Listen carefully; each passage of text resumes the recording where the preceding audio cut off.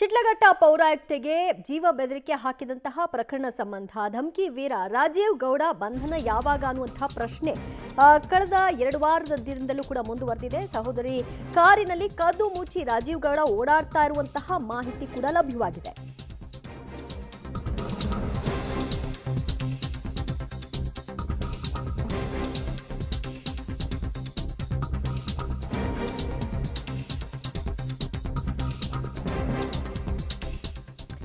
ಶಿಡ್ಲಘಟ್ಟ ಪೌರಾಯುಕ್ತೆಗೆ ಜೀವ ಬೆದರಿಕೆ ಹೊಡೆದಂತಹ ಪ್ರಕರಣ ಸಂಬಂಧ ಧಮ್ಕಿ ವೀರ ರಾಜೀವ್ ಗೌಡ ತಲೆ ಮರೆಸಿಕೊಂಡು ಓಡಾಡ್ತಾ ಇದ್ದು ಬಂಧನ ಇನ್ನೂವರೆಗೂ ಆಗಿಲ್ಲ. ಯಾವಾಗ ಅನ್ನುವಂತಹ ಪ್ರಶ್ನೆ ಇನ್ನೂ ಕೂಡ ಉಳ್ಕೊಂಡಿದೆ.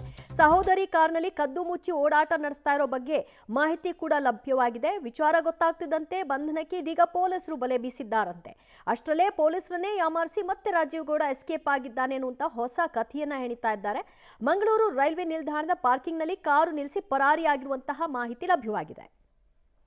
ಮತ್ತಷ್ಟು ಮಾಹಿತಿ ಪಡೆಯೋಣ ನಮ್ಮ ಪ್ರತಿನಿಧಿ ಮುದ್ದು ಕೃಷ್ಣ ಇಂದ. ಮುದ್ದು ಕೃಷ್ಣ, ಮಂಗಳೂರು ಮೂಲಕ ವಿಮಾನ ಹತ್ತಿ ಎಲ್ಲೋ ಹೋಗ್ಬಿಟ್ಟಿರಬೇಕು ಅನ್ನುವಂತಹ ಒಂದು ಕಥೆಯನ್ನ ಪೋಣಿಸಲಾಯಿತು. ಈಗ ತಂಗಿಯ ಕಾರ್ನಲ್ಲಿ ಓಡಾಟ ನಡೆಸಿರೋ ಮಾಹಿತಿಯನ್ನು ಪೊಲೀಸರು ದಿನಕ್ಕೊಂದು ಕತೆ ಹೆಣಿತಾ ಇದ್ದಾರಾ, ಹೇಗೆ?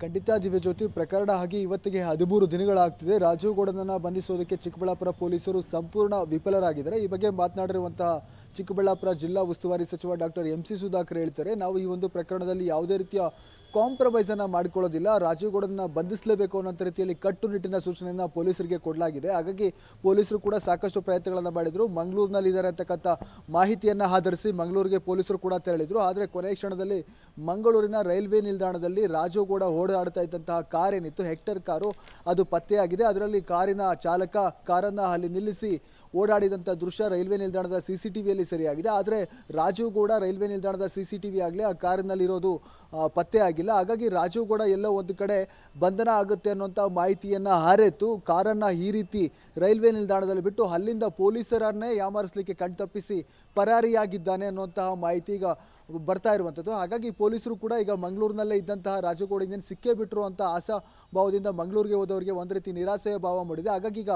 ಮಂಗಳೂರಿನಿಂದ ಬೇರೆ ಎಲ್ಲಿಗೆ ರಾಜೀವ್ ಗೌಡ ಹೋಗಿದ್ದಾನೆ ಅಂತಕ್ಕಂಥದ್ದು ಈಗ ಪೊಲೀಸರು ತಲೆ ಕೆಡಿಸ್ಕೊಳ್ತಾ ಇದ್ದಾರೆ. ಆದರೆ ಯಾವುದೇ ರೀತಿಯ ಸುಳಿವು ಈಗಲೂ ಕೂಡ ಸಿಗ್ತಾ ಇಲ್ಲ. ಮಂಗಳೂರಿನಲ್ಲಿ ರಾಜೀವ್ ಗೌಡ ಓಡಾಡಿದಂತಹ ಹಲವು ಪ್ರದೇಶಗಳೇನಿತ್ತು, ಅಂದರೆ ಈ ಕಾರು ಓಡಾಡಿದಂತಹ ಮಾರ್ಗಗಳನ್ನು ಆಧರಿಸಿ ಅಲ್ಲಿನ CCTVಗಳನ್ನು ಪರಿಶೀಲನೆ ಮಾಡುವಂತಹ ಕೆಲಸ ಮಾಡಲಾಗ್ತಾ ಇದೆ. ಆದರೆ ಮಂಗಳೂರಿನಲ್ಲಿ ಕೂಡ ಯಾವೊಬ್ಬ ರಾಜಕಾರಣಿ ರಾಜೀವ್ ಗೌಡರ ಬೆನ್ನಿಗೆ ಇದ್ರು ಅವರೇ ಇವರನ್ನ ರಕ್ಷಣೆ ಮಾಡುವಂಥ ಕೆಲಸವನ್ನು ಮತ್ತೆ ಅಲ್ಲಿಂದ ಎಸ್ಕೇಪ್ ಮಾಡುವಂಥ ಕೆಲಸವನ್ನ ಮಾಡಿದ್ದಾರೆ ಅನ್ನೋಂಥ ಮಾತುಗಳು ಕೂಡ ಕೇಳಿ ಬರ್ತಾ ಇರುವಂಥದ್ದು. ಮತ್ತೊಂದೆಡೆ ಈ ಎಲ್ಲ ಪ್ರಕರಣಕ್ಕೂ ಮತ್ತೊಂದು ಟ್ವಿಸ್ಟ್ ಏನಂತಂದ್ರೆ ರಾಜೀವ್ ಗೌಡ ಕಳೆದ 13 ದಿನಗಳಿಂದ ಕೂಡ ತಲೆಮರೆಸಿಕೊಂಡು ಓಡಾಡ್ತಾ ಇದ್ದ. ಆದರೆ ಆತನ ಸ್ವಂತ ಕಾರನ್ನ ಬಳಸಿರಲಿಲ್ಲ. ಹಾಗಾಗಿ ಯಾವ ಕಾರು ಯಾರ ಕಾರಲ್ಲಿ ಓಡಾಡ್ತಿದ್ದಾರೆ ಅನ್ನೋದು ಪೊಲೀಸರಿಗೆ ಗೊತ್ತಾಗಲಿಲ್ಲ. ಆದರೆ ಮಂಗಳೂರಿನಲ್ಲಿದ್ದಂತಹ ರಾಜೀವ್ ಗೌಡ ಬೆಂಗಳೂರಿನಲ್ಲಿದ್ದಂಥ ತನ್ನ ಸಹೋದರಿಗೆ ಕರೆ ಮಾಡಿದಂಥ ಒಂದು ಕರೆಯನ್ನು ಆಧರಿಸಿ ಬೆಂಗಳೂರಿನಲ್ಲಿದ್ದಂತಹ ಸಹೋದರಿನ ವಿಚಾರಣೆಗೆ ಒಳಪಡಿಸ್ತಾರೆ. ಆಗ ಪೊಲೀಸರಿಗೆ ಒಂದು ಸಣ್ಣ ಸುಳಿವು ಸಿಕ್ಕಿತ್ತು. ರಾಜೀವ್ ಗೌಡ ಓಡಾಡ್ತಾ ಇರುವಂತಹ ಕಾರ್ ಏನಿತ್ತು ಅದು ಸಹೋದರಿಗೆ ಸೇರಿರುವಂತಹ ಕಾರು ಅನ್ನುವಂಥದ್ದು. ಹಾಗಾಗಿ ಕಾರನ್ನ ಟ್ರ್ಯಾಕ್ ಮಾಡ್ತಾರೆ. ಯಾಕಂತಂದ್ರೆ ಆಂಡ್ರಾಯ್ಡ್ ಮ್ಯಾಪ್ ಇರುತ್ತೆ ಆ ಕಾರ್ನಲ್ಲಿ. ಹಾಗಾಗಿ ಅದನ್ನ ಪರಿಶೀಲನೆ ಮಾಡಿಸಾಗ ಅದು ಮಂಗಳೂರಲ್ಲಿ ಇದೆ ಅಂತಕ್ಕಂಥದ್ದು ಗೊತ್ತಾಗಿತ್ತು. ಆದರೆ ಮಂಗಳೂರಿನಲ್ಲಿ ಹೋಗಿ ಹಿಡಿಬೇಕು ಅನ್ನೋಷ್ಟರಲ್ಲಿ ಈಗ